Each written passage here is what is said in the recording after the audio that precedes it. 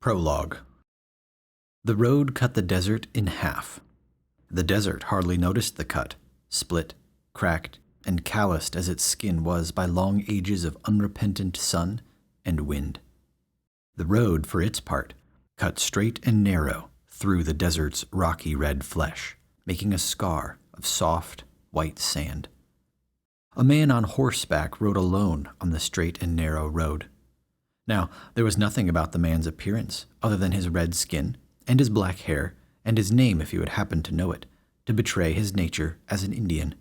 He dressed like a white man, and he did so without the gaudy embellishments which so often accompany aboriginal attempts at camouflage, feathers in caps, colored stockings, and anachronisms of that kind. No, the Indian looked from a distance like any drab, ordinary man going from one place to another. A handful of buzzards rose into the air from a depression in the desert's skin. Where the corpse is, the vultures gather, the Indian said to himself. The buzzards wheeled over the depression, little black points of night in the bright blue sky. The Indian pulled his horse to a stop and watched them. If it is dead, why fly from it? He wondered aloud. He turned from the wheeling buzzards and looked to his right, as if consulting with a companion, but there was no one there. He was alone. If it is eaten, why not leave? He asked the empty air. Then for a long time he stared at the place. He looked intently, like a soldier being given commands, listening to every word because his life depended on his ability to execute his orders. Finally, the commands received, he nodded and guided his horse off the straight and narrow road and toward the buzzards. He stopped his horse at the edge of the depression and looked down into it. A donkey stood at the bottom, mightily burdened by gear, a huge chest on one side, and a spiky bundle of axes, shovels, and picks on the other. On the ground beside the donkey lay a man. The Indian did not see the man at first, because he was lying in the darkness of the donkey's shadow. A rope connected the beast of burden to his collapsed master. The shadows of the buzzards rippled over them. The man had once been fat, but the desert and hardship had drained him, leaving his small skeleton to drown in an ocean of flesh. He looked like a wrung-out water skin, one that had been pecked at by buzzards. The Indian crouched beside the man. He was filthy. Streaks of dry red desert dirt crisscrossed his white shirt. He looked like he'd been wrestling someone with bloody hands, and he stank. The Indian put his hand on the man's chest and felt the life still pounding in him. He went to his horse and returned with a canteen. He wetted his fingers and sprinkled the water on the man's forehead. The man turned away. The Indian gently returned the man's head and put his canteen to the cracked lips. The water hit the man's tongue like lightning. He sat bolt upright, piggy eyes flaming, and glared at his hands. The palms and the backs were red from the desert dust. He spat the precious water into them. Then he rubbed them together furiously. "Blood," he muttered. "Gotta wash this blood." He wiped his wet hands on his shirt, laying muddy red streaks over the dry ones. Then he wiped his hands on his pants, buffing them fast and hard on the dusty denim.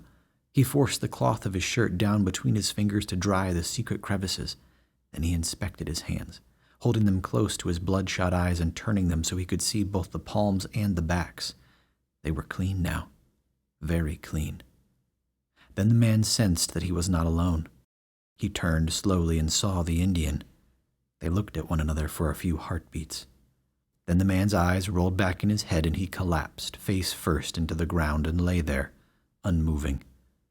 The man's collapse revealed a wound, red and crusty and high up on his shoulder. He'd been shot in the back and some time ago by the look of it. The Indian lifted the unconscious man onto his horse, mounted behind him, and rode out of the depression, leading the burdened donkey along behind. Soon they were on the straight and narrow road, and the buzzards departed. Spiritwalker. 1. Snarf's parents died before they had a chance to leave any impression on his memory, so Snarf's uncle took him in. Snarf called him Unk. Unk was a short, wiry fellow whose gambling habit caused him to miss his calling as a horse jockey, the profession for which God had designed his rail-like body. Unk never married, again because of his gambling, and treated Snarf rather less well than Snarf would have preferred to be treated, again, because of his gambling. It was Unk who gave Snarf his name, perhaps as retribution for being called Unk, perhaps because, when his orphan nephew arrived on his doorstep some 12 years ago, no Christian name was included. No matter. Snarf's name fit him well, because Snarf snarfed. He'd pull air in through his nose and thrust his forearm across his nostrils at the same time. These combined actions made a snarfing sound. It was a sort of nervous tic he had. Remember, he was an orphan, and he was a boy, and all boys are a little bit icky, so we must not judge him too harshly. Unk and Snarf owned and operated the Six Guns Saloon. It was the only saloon in Amity, and they gloried in their monopoly. The Six, as Unk and Snarf affectionately called her, got her name from an ancient Allen revolver mounted behind the bar. The revolver had belonged to Unk's father and Snarf's grandfather, who, come to think of it, was the same person. Unk had called him Pap, and so the pistol was called Pap's pistol. Pap's pistol had 3 defining characteristics. First, it was massive. It was massive because it was old. The Egyptians don't make pyramids like they used to, the Romans don't make empires like they used to, and so the Americans don't make guns like they used to. It is a fact of nature that things, even people, shrink as they age. Second, Pap's pistol was mysteriously black. Black like the hulls of the beetles that hide under tombstones on moonless nights. And third, it was loaded. Snarf spent many an afternoon watching the lead-gray slugs pupating in the big round barrels and wondering what the gun would feel like as it bucked in his hand and sent one of those burning slugs into the heart of some notorious outlaw. He often wondered how he'd spend the reward. Sometimes he wondered what it would be like to be kissed by the lady he'd rescued. If Snarf's daydreams sound unrealistic or even violent to your ears, that is because you do not live in an age of fire like he did. You are, probably, a product of modernity, a wretched, cold, antiseptic thing, obsessed with the baleful lights produced by electrified silicon. Snarf, you must understand, lived in an age of fire, when a boy could go outside, put his back to his family's cabin, a cabin he'd helped make, and see an alien world. Wolves howled at night. Indians hunted scalps with tomahawks. Outlaws marauded. Every waking moment you tingled with the knowledge that you were living in the valley of the shadow of death. There were no seatbelts.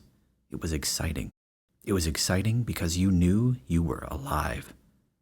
Snarf emerged from his dark bedroom into the weird world of the pitch-dark saloon.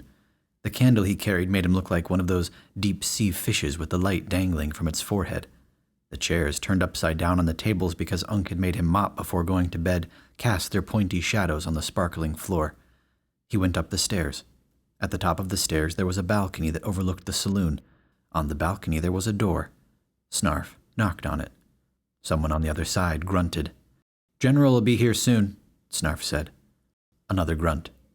Snarf went back downstairs and wound his way through the tables toward the saloon doors. His candle glittered in the glass of the lanterns that rested in the center of each table. He stopped. He looked back up at the closed door on the dim balcony above. Unk was probably going to sleep through the shipment. He usually did. Snarf snarfed. Then he put his candle on a table and carefully, oh so carefully, lifted one of the overturned chairs and set it upright on the floor. Now he could get at the lantern.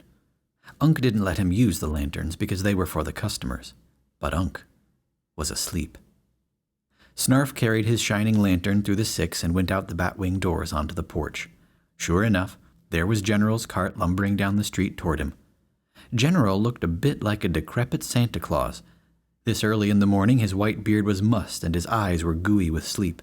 He wore a suit of yellowed long underwear desperately in need of darning, and a filthy nightcap a yard long with a little ball at the end that had once been white and puffy like a hare's tail, but looked now like the stem of a half-blown dandelion. The massive pile of goods in the back of his cart swayed as he stopped. "Where's that crippled turtle you call an uncle?" General asked. "Asleep." General did not approve of Unk because, when he paid his invoices, he paid them late.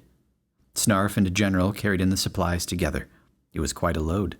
Kegs of beer, crates of liquor, barrels of salted pork, a side of smoked beef, and on it went, all because today was free lunch day at the Six. A year ago, Unk had returned from an unsuccessful gambling jag in Ithaca.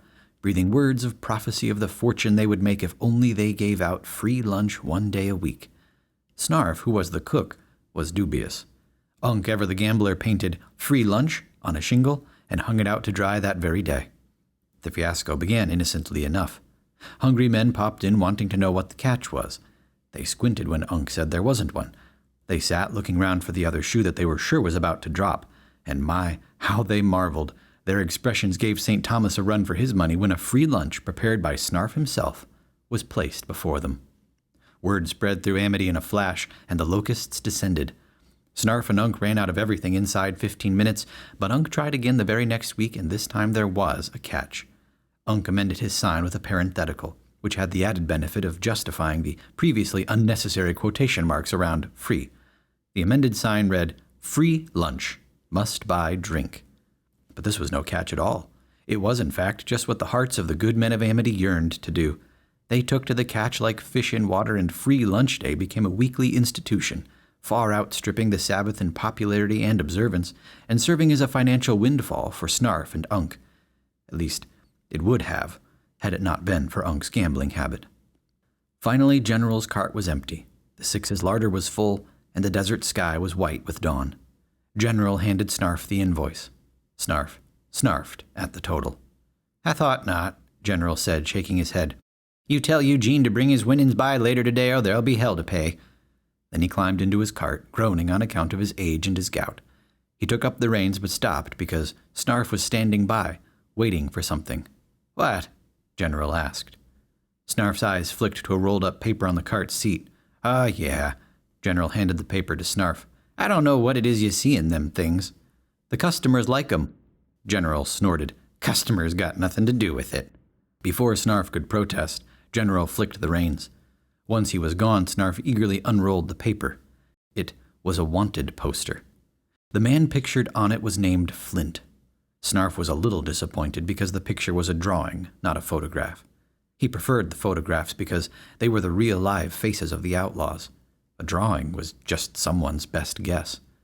But the bandana that covered the outlaw's face and the nasty scar under his left eye saved this drawing from unexciting ambiguity. The details added an air of menace and mystery to Flint, who was wanted dead or alive for $1,000 for robbery and the murder of an officer of the law. Typically, the backs of bars in Snarf's era were decorated by bottles of liquor backed by a mirror to make the collection look more extensive than it really was. The Six had both the liquor and the mirror, in addition to Pap's pistol, but the Six's mirror was entirely obscured by wanted posters. They covered the mirror like autumn leaves. Some were so ancient that they'd yellowed, and their corners had curled. Others were as fresh and as brown as butcher's paper. Snarf put a dab of honey from a pot he kept under the bar on the back of Flint's poster. Honey worked just as well as glue, and it was handier. Then he climbed onto a bar stool he'd retrieved and went hunting for a good spot to paste Flint. But there wasn't an empty space available. He had some posters on the wall of his bedroom, but that space was reserved for the ones he'd heard or suspected had been caught. Flint was too fresh for that, so Snarf did his best. He covered the face of some unreliable-looking lady worth only $100 for the crime of walking the street on the Lord's Day. Snarf had no idea what that meant or why it was a crime, so covering her was no great loss. Snarf inspected his mosaic of villainy. If he caught them all, which is what he wanted to do more than anything in the world, he'd probably be a millionaire. There were murderers and cutthroats and arsonists and larcenists and confidence men and notorious women and gangs and loners and every sort of scum Satan had invented. The palms of Snarf's hands began to itch. Pap's pistol was within reach. Unc's door was still closed, and all was quiet. He shouldn't. He really shouldn't. He should just climb off the stool. But the lantern's light caught on the smooth, shiny metal inside of the pistol's ring trigger, making it glitter like a gold wedding band. Snarf reached for it. "What are you doing?" Unc asked. Snarf clambered down, leaving Pap's pistol in its place. We got a new poster. I was putting it up." "We," Unc muttered, amused by the harmless lie. Then he glared. "Where's your candle?" Snarf quickly relit his candle in the illicit lantern, then blew the lantern out. Unc looked haughtily down at his recalcitrant nephew, hoping to instill a sense in Snarf of the gravity of his crime. That done, he turned to go back to bed. Feeling suddenly impetuous, Snarf held up the unpaid invoice. "General says you better bring him your winnings." He regretted the words as soon as they left his mouth. Unk stiffened. Like all gamblers, he believed himself a winner. Any insinuation to the contrary was an offense not to be brooked. "Mop the floor," he ordered. "I mopped it last night, and then you and General made tracks in it with your little dirty feet, so you will mop it again." Unk slammed his door. Snarf looked up at Flint's wanted poster. Only the outlaw's eyes were visible in the shadows cast by the dancing candle flame. Snarf made a gun with his fingers and shot Flint dead. 2. The vast horde of men crammed shoulder to shoulder at the bar, knee to knee around the poker tables, and eye to eye over the billiards expected their food fast and their drinks instantly. Snarf worked like a dervish. Many of the men declared Snarf made a better steak than their wives. They didn't tell their wives that, obviously, just each other. And indeed, Snarf did make a great steak. But then he made a great everything, because he had an uncanny knack for the one vital element in cooking: heat. Mastery of herbs and spices, and the balance of fat and acid eluded him, but he had a knack for heat, for fire, in spades, as Unk would say. He knew when his stove was hot enough, and when it had gotten too cool, and he knew just how much wood to add to bring it up to where it needed to be. When a steak went on, he started no timer and consulted no clock, but flipped it at precisely the right time and took it off at precisely the right time, every time. Snarf might not have known much by today's standards, but he knew fire, because he was a product of his age. Each plate got a steak, a scoop of potatoes, a scoop of beans, and a thick slice of cornbread. There was too much salt in the beans and potatoes. That was Unk's trick to encourage drinking. Between serving the plates and flipping the steaks, Snarf made the lucrative drinks. Thankfully, the simple men ordered simple drinks, but Snarf could make anything. He'd been tending bar since he was 6. He'd been delivering drinks since he could walk. With a tray on his shoulder, he threaded his way through the tables. He peeked at Unk's cards as he passed. Black aces and black eights, the dead man's hand. Now, despite its name, the dead man's hand is actually a good hand, and, knowing this, Unk had bet heavily on it. Unfortunately, it was not good enough. Unk slapped his cards down, and another man raked in his chips. Unk was bust. Consequently, so was Snarf. Snarf handed the plates and drinks to their purchasers. He stuffed the money, which was hardly enough to make a dent in General's invoice, into his apron, but Unk grabbed his arm as he passed and plunged his hand into the pocketed money. "At least let me get it to the register," Snarf protested. "Gotta strike while the iron's hot," Unk said, slapping the money down and reaching for more cards. Cashless and annoyed, Snarf went back behind the bar and made a single plate, but this one was different. Hold the beans and double the cornbread. He grabbed the honey pot from its secret place under the bar and carried the food to a man sitting alone at the far end of the bar where he could look out on the entire saloon. All the man's outfit, from his hat to his boots, was black, except for the silver on his pistol, spurs, and the badge which stood out on his broad chest like the North Star. His name was D.C., and he was the sheriff of Amity, and he was Snarf's hero. Snarf slammed down his food. "Hey, easy, I don't like my potatoes mashed." "Someday," Snarf declared, "one of them outlaws is going to walk in here." "Walk in here. Yeah, and what'll you do?" D.C. asked as he poured a copious quantity of honey over his cornbread. "I'll yank Pap's pistol down and blast him." "Blast him? You're awful young. You think you got the guts for killing?" "Sure I do. He'll be worth $10,000 at least. I'll be able to get out of here.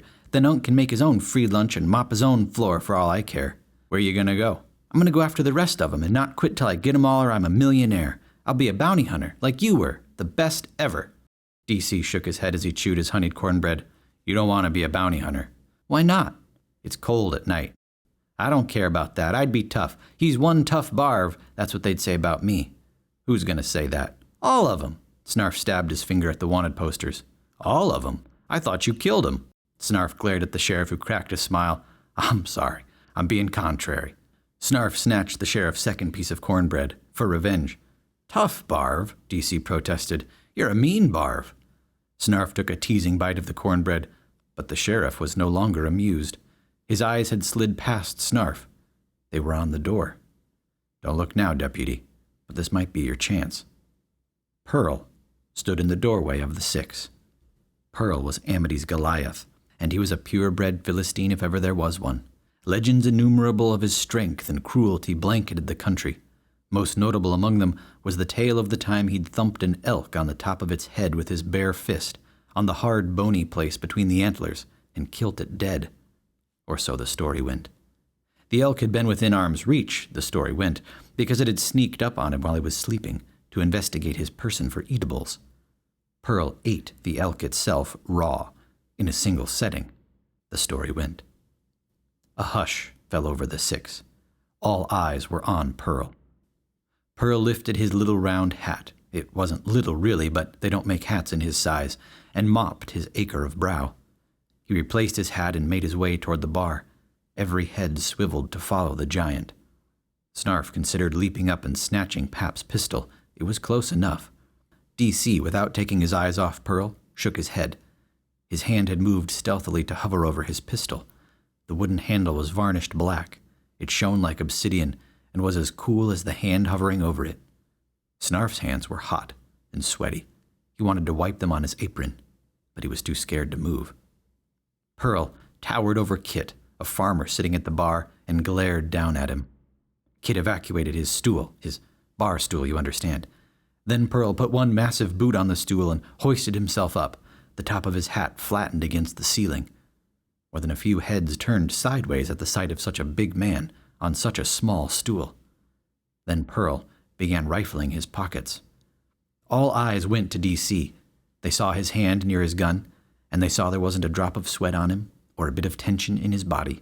He was as loose and as ready as a whip. Pearl produced a piece of paper.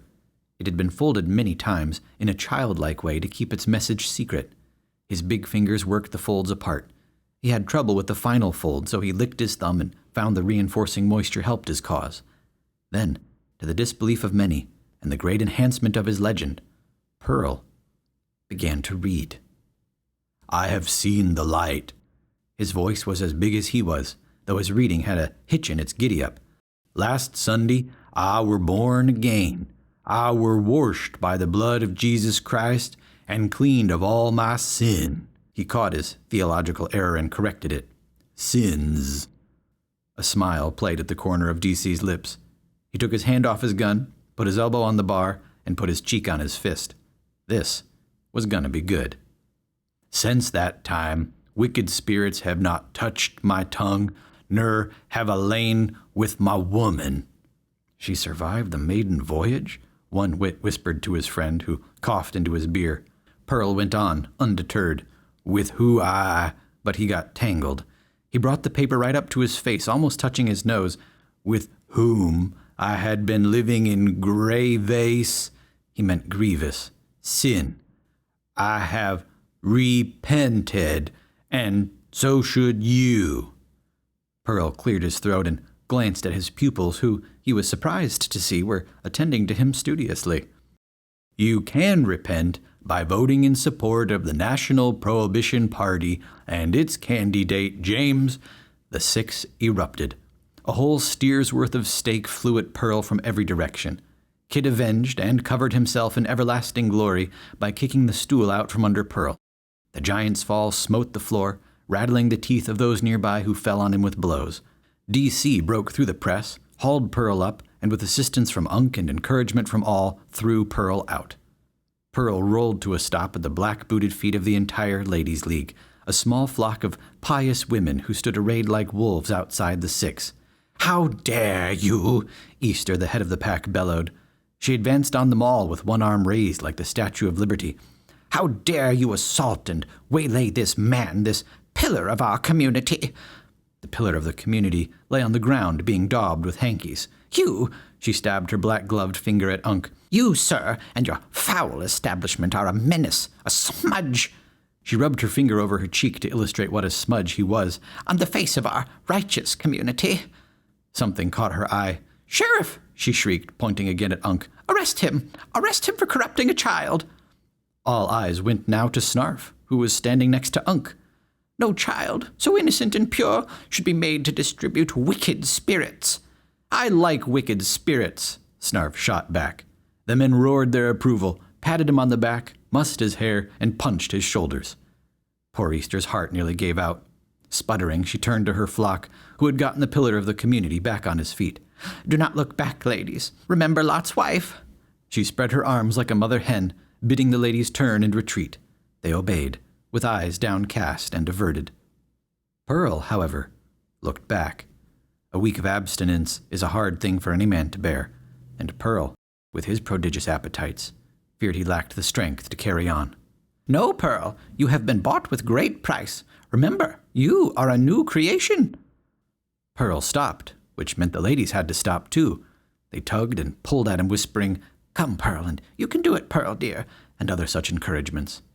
Pearl lifted his giant arm and pointed, not at the men on the porch of the Six, but at something in the road beside them. "An Indian," he announced.